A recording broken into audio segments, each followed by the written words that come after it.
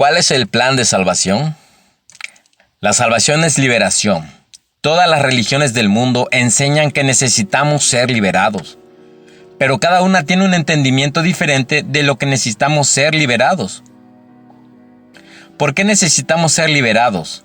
¿Y cómo se puede recibir o lograr esa salvación? Sin embargo, la Biblia deja muy claro que solo hay un plan de salvación.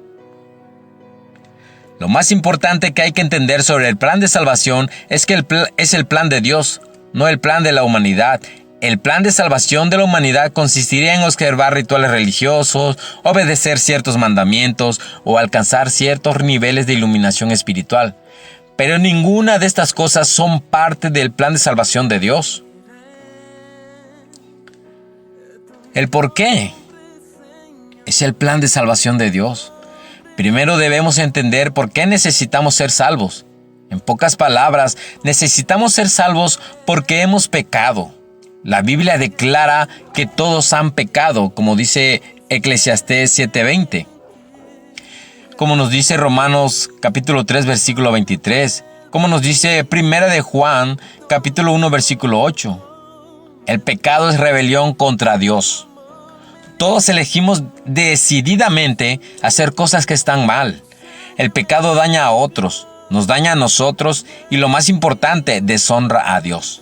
La Biblia también enseña que debido a que Dios es santo y justo, no puede permitir que el pecado quede impune. El castigo por el pecado es la muerte, como nos lo dice Romanos capítulo 6, versículo 23. Y la separación eterna de Dios nos la dice Apocalipsis capítulo 20, versículos del 11 al 15. Sin el plan de salvación de Dios, la muerte eterna es el destino de todo ser humano. ¿El qué en el plan de salvación de Dios?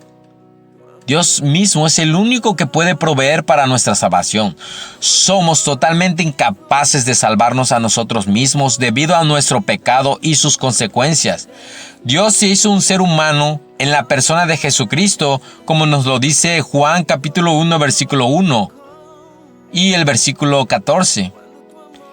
Jesús vivió una vida sin pecado, como nos dice 2 de Corintios capítulo 5, versículo 21, y Hebreos capítulo 4, versículo 5, y 1 de Juan capítulo 3, versículo 5. Y se ofreció a sí mismo como un sacrificio perfecto por nosotros. 1 de Corintios capítulo 15, versículo 3, Colosenses capítulo 1, versículo 22, y Hebreos capítulo 10, versículo 10. Ya que Jesús es Dios, su muerte fue de valor infinito y eterno. La muerte de Jesucristo en la cruz pagó completamente por los pecados del mundo entero, como nos lo dice 1 de Juan capítulo 2, versículo 2. Su resurrección de entre los muertos demostró que su sacrificio era en verdad suficiente y que la salvación está ahora disponible. ¿El cómo? En Hechos, capítulo 16, versículos 31, un hombre le preguntó al apóstol Pablo, ¿cómo ser salvo? La respuesta de Pablo fue, cree en el Señor Jesucristo y serás salvo. La manera de seguir el plan de salvación de Dios es creer. Ese es el único requisito. Como nos lo dice también como nos lo dice Juan, capítulo 3, versículo 16, Eclesiastés, capítulo 2, versículos del 8 al 9. Dios aprovisa para nuestra salvación por medio de Jesucristo. Todo lo que debemos hacer es recibirla por fe, confiando plenamente solo en Jesús como Salvador. Como nos lo dice Juan capítulo 14, versículo 6 y Hechos capítulo 4, versículo 12. Ese es el plan de salvación de Dios. ¿Le recibirás? Si estás listo para seguir el plan de salvación de Dios, pon tu fe en Jesús como tu Salvador y cambia tu mentalidad de abrazar el pecado y rechazar a Dios por la de rechazar el pecado y abrazar a Dios a través de Jesucristo. Confía plenamente en el sacrificio de Jesús como el pago perfecto y completo por tus pecados. Si haces esto, la palabra de Dios promete que serás salvo. Tus pecados serán perdonados y pasarás a eternidad en el cielo. No hay una decisión más importante.